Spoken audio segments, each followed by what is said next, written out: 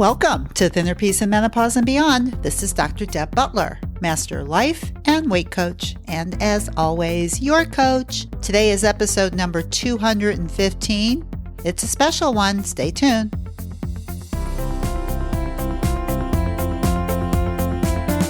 Hi, all my dear friends. How are you today? It's a beautiful day here. It is spring. It's raining. I got caught in a thunderstorm today when I was on my walk, and I really had fun. I was a little scared about the thunder, but I realized the only thing I could do was walk up the hill and get to my car. So instead of being afraid about the thunder, I decided to enjoy the rain because I was getting soaking wet, and it was a warm day. So I actually had such a refreshing time once I kind of managed my mind and decided to go from fear to enjoyment. So much fun. And you know, for a lot of you who have heard my podcast over the years, know that I used to never, ever move my body, go work out, go play in the rain. It was something I never did. And once I started changing my mind around that, well, I become a walker in the rain anyway. So the only thing I have to say is that you manage your mind and everything changes. But you guys know that because you've been listening for a long time. I know a lot of you. For those of you who maybe this is your first podcast, welcome. This is all about managing your mind, not just about the number on the scale, but how you see your life. Today I have a special interview for you. And I know I just did one about 2 podcasts ago, and I try to keep them spaced out. But you guys, I have so many people, so many clients that have had so many beautiful experiences, and I just have to share it with you. And I think it's so fascinating because during this pandemic, I think it's even been better for my clients. And with this client in particular, Kathleen, we started working right before the pandemic, and most of the work that we did was during the pandemic. And her results are amazing. And I really wanted to bring her on to share this with you, that it really doesn't matter about the time. If you're locked up at home or if you're going to work and you're busy all the time, it's all about how you manage your mind anyway. And you're going to find some astounding things that she came up with about what she realized about herself being at home with her family that actually helped her not only lose weight, but change her whole perspective about herself and her life. So sit back, enjoy the interview, and listen. If you're one of my clients and you're in the middle of working with me, please don't compare yourself to Kathleen unless you want to use it to help you. Please don't compare and despair. The reason that I put clients on for these interviews is to show you what is possible, because they are showing you that it is possible. So please use them as motivators only. Please don't use it as a way to belittle yourself. Please, please, please. And if you're not a client of mine and you're listening, I want you to be so motivated that it is so possible to be desperate, to be frustrated, to spend 20 to 30 years in your life yo-yo dieting, that it is possible to change. Kathleen's a perfect example of it. So enjoy the interview, and I'll get back on the end and say a few things. Hello, Kathleen. Welcome to my podcast. Well, thank you so much. I'm happy to be here. Yeah. So we've been working together for probably a few months now, maybe a little bit longer. And you've just finished my program. So we're both a little sad. Yes. I am anyway. Yes. Yeah. Because it's like, I don't know about you, but for me, it's like, you know, that 9:00 call on Wednesdays. I'll always think of you at 9:00 on Wednesdays. I still do. It just seems like we're always going to be like that. And it's kind of sad when it's not like that anymore. Yes, You know? I agree. It's a little sad, but also kind of a little happy, like graduation. You know, when you're leaving your friends from high school, but you're launching into something new. So I have the tools, and I'm launching. So happy, sad. I love that. I love that. And I'm happy, sad too, because I know that you're launching, and I know where you have come from, and I know where you are. So I'm really excited for you. And that's why you're on the podcast, because I want you to share your journey with me, because you're one of the most, I just think you're one of the most positive people that I've ever coached to begin with. Thank you. But that being said, I think it's really important for people to understand that even though you can have a lot of positivity, it's still really, really important that you notice that there's still negative emotions that you have to deal with. Yes. And I think one of the things for you, like I think to this day, and I'm going to be really honest with you about this, is that you just by talking to you taught me how to feel gratitude more often. I Hmm. really think about you when I think about feeling grateful because I think that's what you said to me every single phone call when we got on. I think it was every single phone call. And I would say, "How are you feeling?" And you would always just say, "Grateful." Right. Yeah. And you always gave me a reason that was just a beautiful reason. And it really helped. I mean, I learned from you as much as you learned from me, but that's something that I always think about that is like it's so easy for me to go to gratitude if I just use my mind to take Uh-huh. me there. And Mhm. Kathleen, you were one of those people that reminded me Oh, go there on a regular basis. I mean that really. thank you for saying that. I Yeah. appreciate And the other thing is that we were working, like, I think when we first started working, there was no such thing as this virus thing. it. Right. And I It was think it hit, right. yeah, I think it hit like right in the middle. It did. It did. So I think you're a good person to talk to about what it was like before the virus, what happened after the virus, and how it affected. I mean, because you did so beautifully through the whole program. And there's a lot of people, I think, that are thinking maybe they shouldn't do this now. You know, Mhm. maybe it's not the right time. And since you were a recipient of both times, and Yeah. to the last call we ever had, all you ever told me is how grateful you were. You always found gratitude. But talk to me a little bit about why you decided to do a mini session with me to begin with. Just take Okay. us on the journey a little bit, if you Okay. don't mind. Okay. Well, I'd been listening to your podcast Okay. all through the summer as I was walking, had taken Oh, time away from work, and was just really looking for something to nourish my mind as I worked on trying to become fit and healthier in my body. hmm. And, I just was feeling frustrated that I wasn't feeling or seeing anything different. And you just are always so kind and encouraging about, well, just, schedule a mini session. I thought, what do I have to lose? Okay. Because it was feeling like it was more in my brain. Like Hmm. I knew what I should be eating. I knew how I should be moving, but I was just still feeling stuck. And so I That's thought, the word. That's the word you used yes, a lot, and for yeah. as much gratitude as you have, that was probably one of the thoughts that you gave me a lot about feeling stuck. So go on about the stuckness. Hmm. Very stuck. Hmm. And I just thought, let's try it. Let's try it. Let's shift, because I had heard so many people on your podcast and your webinars, and what they said resonated with me. And so I was like, wow, there's something to this. I need to be open to it and give it a chance. And so I requested the mini session. Okay. So after the mini session, what made you decide to hire me? Because those are both really big steps for most people to take. The mini session is a big step, and then hiring me and investing the money is another huge step. So tell me how you took that step. Uh, I just really looked at everything overall and Yeah. felt like it was my mind, my brain that Hmm. was really getting in the way. And I wanted help looking at how to control my mind.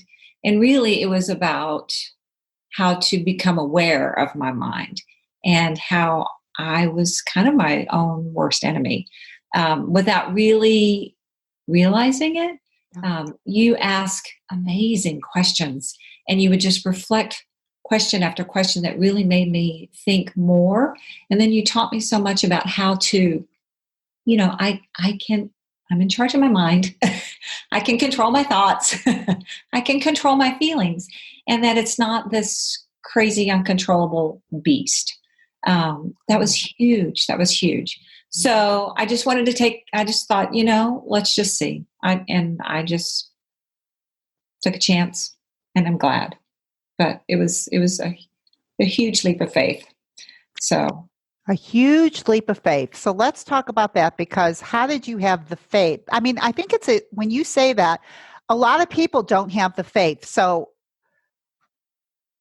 there was a certain faith that you had to have in yourself to put down that money and put down that time and do it for yourself? What did you say to yourself to do that? I deserve it.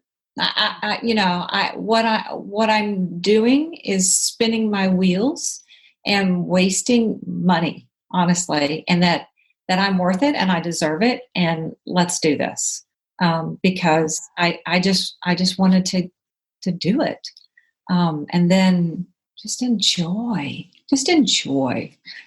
life, everything. So. Mm. Well, let me ask you this. Is your life more enjoyable since we started working? Oh my gosh, yes. I'm embarrassed to say the stuff that I would say to myself and how I would talk to myself and how I would treat myself.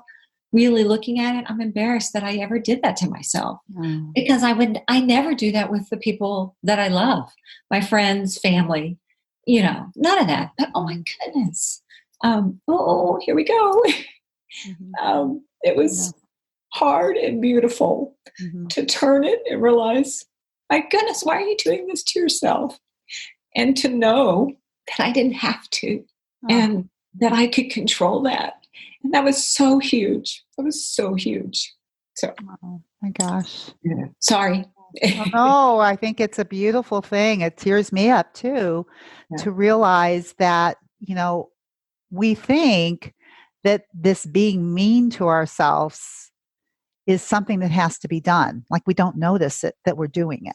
Right. Like it's some kind of helpful motivator. And like it's the complete opposite. We've talked about how raising children and working with small children, when they can't get something right, you just treat it with love and kindness to help them learn. That's right. I wasn't really treating myself with love and kindness to help me learn. And so that was huge, to be able to look at things differently, like I would with my kids. So yeah. And it just kind of does bring up tears, because it's like it's available to you. It's like your life basically is, well, if anything, your life has changed a bit since the virus. It's not the same as when we started. And yet I think the way that you're enjoying it with the virus is even more so because of the work that we've done together. Is that right? Agreed. Magnified immensely.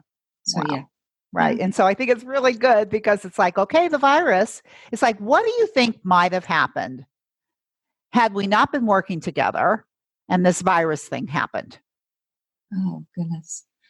I think I would have mindlessly ate my way through all sorts of feelings and not even realized what was going on. I don't know. I hate to even think about that. I think just for a little second, because it's like where you were before we started is you were stuck, right? Yeah. That's what you said. I was stuck. So you can only imagine that if you were feeling stuck and this virus thing happened, yes, you would just feel more stuck. Frustrated, just really frustrated with myself, and just really right. So instead, how do you feel now? Oh, I feel fantastic. I feel joyful. I feel grateful. I feel very blessed. And every day is just a new opportunity to learn how to approach something. And some days I am fantastic and I'm on it, and other days I'm learning, and that's okay, because I can look at whatever it was and be kind about, well, God, what was going on? What was I really feeling when that was going on? Instead of, you goofball, you've lost it. And so just my approach and how I talk to myself, how I prioritize my time, time in the morning for me. You taught me immensely about commitments. I was very, very good about keeping commitments with others, appointments and whatnot. But if it came to me, well, I'll get to that later. Oh, it really wasn't that important. That's When right. I'm talking about me, it really is. It really is. And so to be able Yeah. to recognize that and then make it happen. It's on the calendar. This is what I'm going to do because this is for me. It's good for me. It makes me feel good. I'm going to do it. And then to do it. So, yeah. I would say that was one of the biggest learning curves for you is when we worked on moving your body and meditation because you had a lot of shoulds Yes. about all of that. And then I think when the virus hit and then your whole family was at home, I remember you saying, well, I don't really think I can do that anymore. And I remember asking you why. And you go, well, everybody's at home and they're walking in my room and they're knocking on the door. I said, what do you remember this? I do. I do. And I do. And I just had to ask for what I needed from my family. And it was okay to ask for, I need an hour quiet, alone, don't interrupt. And my family loves me. So of course they're like, sure, it's no big deal. But I was making a big deal and not even asking.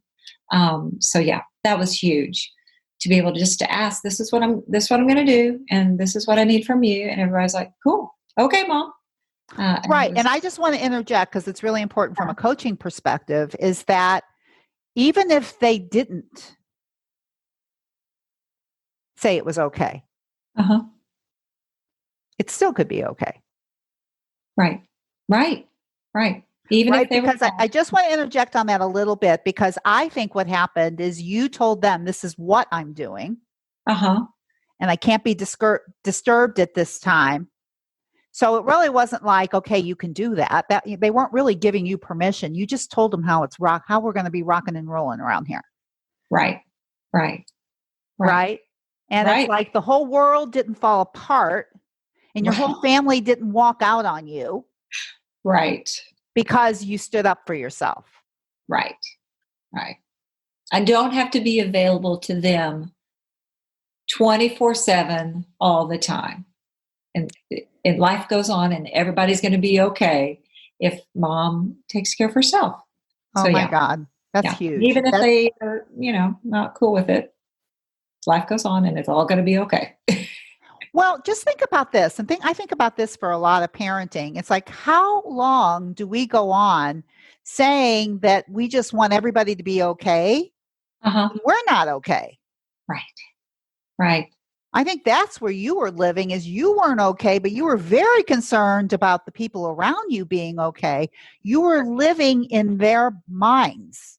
Yes. And trying to control their feelings. Right. When what was going on in front of you inside your body, you were ignoring. I was. Yeah. And you thought that was a noble thing to do. I mean, we never questioned it before. I mean, I know before I became aware of this, I never questioned that there was a possibility to do it a different way. Right. Right. And that's what you helped me look at is there is a better way, a healthier way to look at that. And that was a big help. So, yeah. Right. And so now you look at your life and you like it even better and you're enjoying it more. And the only thing that has changed, other than we have a virus here and you're in quarantine, is that you're a whole lot happier. Yes. And you're a whole lot nicer to yourself. I am. And would you say, like, overall, that have your relationships gotten worse or better because of your better relationship with yourself? Oh, hands down, relationships have gotten better. Because when I take the time to be kind to myself, when I talk to myself in a kind way, people notice that. And, just as I'm forgiving and kind with others, that piece is important that I do that as well, which just impacts my mood. It impacts my outlook on the day. When a hiccup comes up, it impacts how I look at that hiccup, Right. Instead of just like, rah, I'm better able to, okay, let's figure this out. So it's been good. So as I listen to you talk, that's one of the things that I remember the most is that as beautiful as you are in speaking right now. Like I can, you just reek of kindness. You just do. I mean, when you're talking, you can just hear it in your voice. Thank you. And as you're talking, it now brings back my memory of how that's what I always noticed about you. And it's the first thing I said on this podcast. And yet it wasn't the way you spoke to yourself. No. Isn't that right? sad? Yeah, that's true. Yes. Yeah. And now, it's just made a world of difference. I mean, when I look in the mirror, tell me.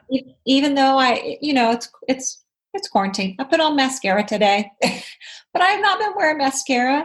And I just washed my face and brushed my hair. I was like, you look pretty good. You look awesome. Let's go. Ready for go for a walk? Let's put our hat on and here we go.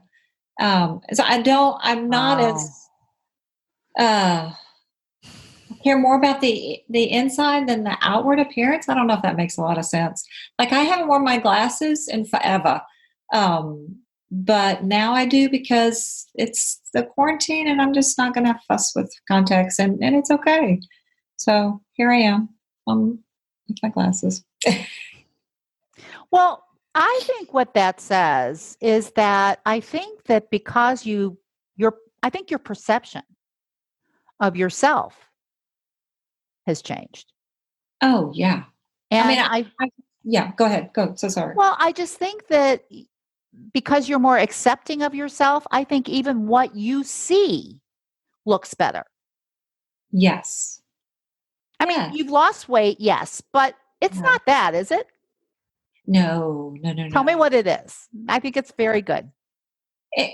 It's just being able to look at myself with love and kindness. And Kathleen. Here we go again. Oh my God, yes. Oh. It's beautiful. It's beautiful. And so, gosh, it's taken me a long time to get here, but I'm so glad I'm here. Because I can't imagine, living the rest of my life with just this unkindness toward myself. That's not a way to live. So this has been beautiful, transformational, just to be able to greet myself and to just be accepting of where I am and who I am. And so, yeah. Oh, and it's so interesting because you are losing weight, but isn't this an easier way to lose weight when you like yourself to begin with? Yes. A lot easier. I mean, I the whole berating and the fussing and the scolding, that was just such a feeling. And it's not like that anymore. It's like, the whole no sugar, no flour. Yeah. When I would walk and listen to those podcasts and you would talk about that, I thought, okay, I'm not doing that. That's nuts. That's what you told me. That's what you told me. Uh-huh.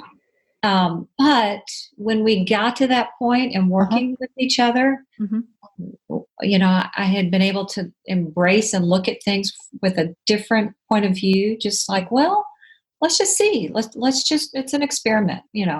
I'm kind of curious too. I've never done it. So why am I saying no to something I've never even tried? So let's just see. And it doesn't mean forever.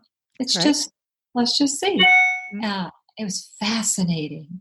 And getting off flour and sugar really has helped me see things clearly and feel my body. I can feel it. It feels better. I've talked about the pain in my knees and other stuff. It's just been wonderful. And so who would have thought I would want to continue with no sugar, no flour? Had you asked me, no, I'm like, oh, heck no. But yeah, and it's no big deal because I don't need it and I don't want it. And it's not really, it doesn't fit with what my goal is. And my goal is to be healthy and feel healthy. And I can feel it in my body. So that's huge. And in my mood. And so not just physically, but emotionally. Yeah, it's been good. Well, I think that that's amazing when we talk about no flour, no sugar, that it affects more than just the physical body, right? Like a lot of the transformation that has happened to you, a lot of what people are saying right now, a lot of that is a result of what you've decided to put in your mouth, has affected your mind and your brain too, right? Because we were charting all this before and Right. after. Right. I agree. Yes. Yes. So, yeah, go ahead. I think it's amazing. Well, and the charting was incredibly helpful because, we would check in each week on different parameters. So it wasn't just all physical, but it was also, Right. My mood and whatnot. And so that's, in fact, I checked in yesterday just to kind of see how Yeah. things were going. So How are things going? very useful. They're going great. They're going very well. That's good. Good. Oh, I love that. And I think that's a really beautiful thing to share with people is that when you're through working with me, all you do is when you're not working with me anymore, you're just checking in with yourself. Right. Right. Right. And that you have the tools that you had with me that I taught you. You Yes. still use them. I do. I do.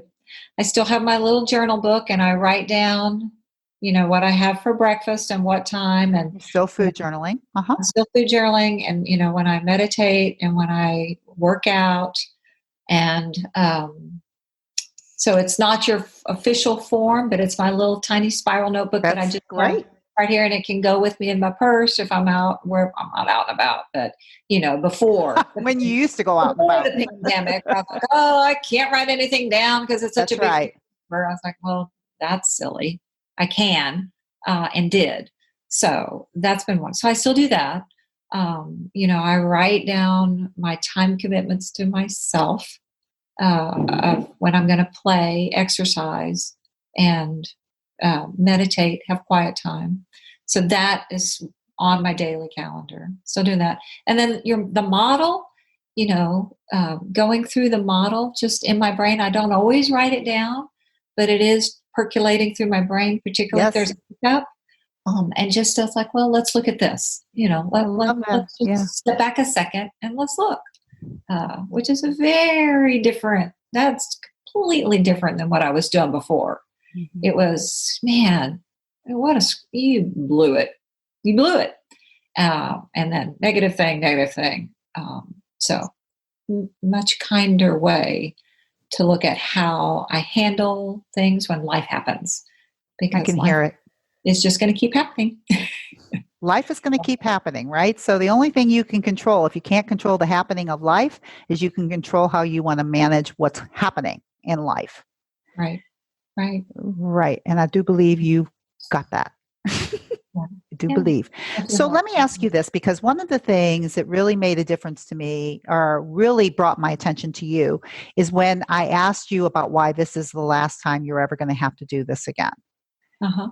Do you remember? I mean, I want to give you a hint because this is what I want you to talk about because it meant so much to me. And one of the things that you said to me, the reason that you said that this isn't going to be, this will be the last time that you ever have to lose weight again, had to do with self-kindness. Yeah.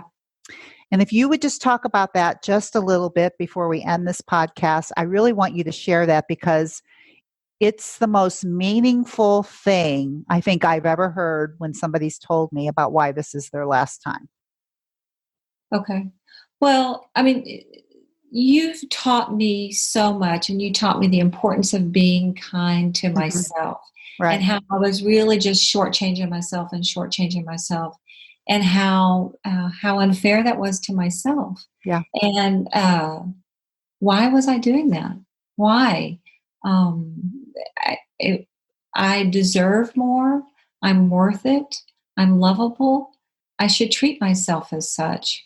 And when I, interact with other people, friends, family, I always treat them with respect and kindness and love to the best of my ability. Yet I would not even think twice of talking to myself or being so unkind to myself. And I wasn't a very good friend to myself.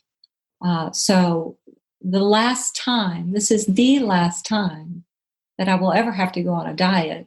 is because I know the importance of treating myself with love, treating myself with kindness, and what a huge, huge shift that's been for me.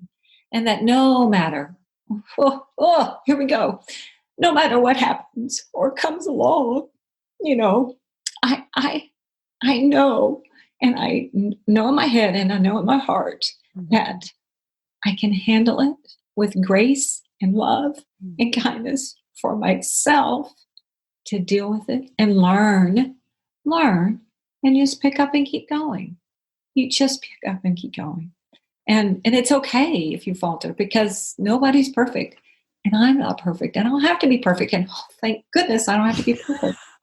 But I have the tools now, and realize you helped open my eyes to just how low on the totem pole of kindness and time commitments that I was giving myself.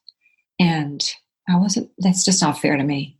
And so to speak up for myself and to give that to myself, it's been huge, huge. And I tell people that all the time. You need to make time for yourself. I hope you're not in this whole busy doing, because it's the pandemic. Oh my gosh, we got to learn how to speak another language. We need to learn how to, do Zoom meetings. We need to do all these crafty knit and Afghan, blah, blah, blah, blah. We don't. We just need to slow down and just be kind and loving to ourselves, particularly because it's such a crazy time right now. But we can control that. I can control that. And so, anyway, thank you. Well, all I can say is that was beautiful. Thank you. And it was a pleasure. I loved every minute of working with you, every minute. I'm very appreciative. Thank you. I've enjoyed it as well. And thank you for being on the podcast today. Oh, absolutely. I appreciate it.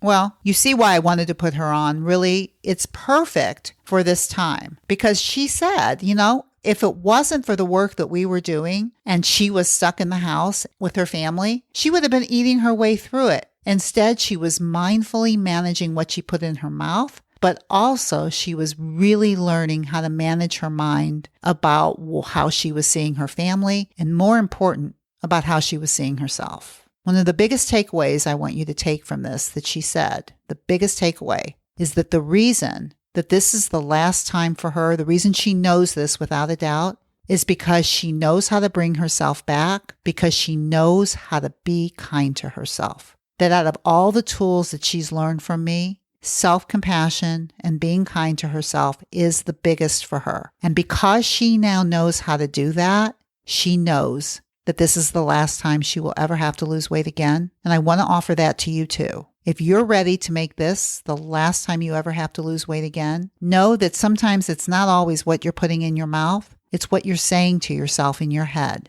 And learning how to be kind to yourself, what you're saying into your head, is one of the best ways to ensure that you'll never have to do this again. So if this is something that you've been yearning to do, then I want you to make a mini session with me where we can talk and find out if my program is right for you. All you have to do is go to drdebbutler.com/work with me. And you know what? You could end up like Kathleen. And what Kathleen would say to you right now, I know for sure, is the way I always end my podcast, but now she's got it. So please, please, please, whatever else you do this week, please be very, very kind to yourself. Bye-bye.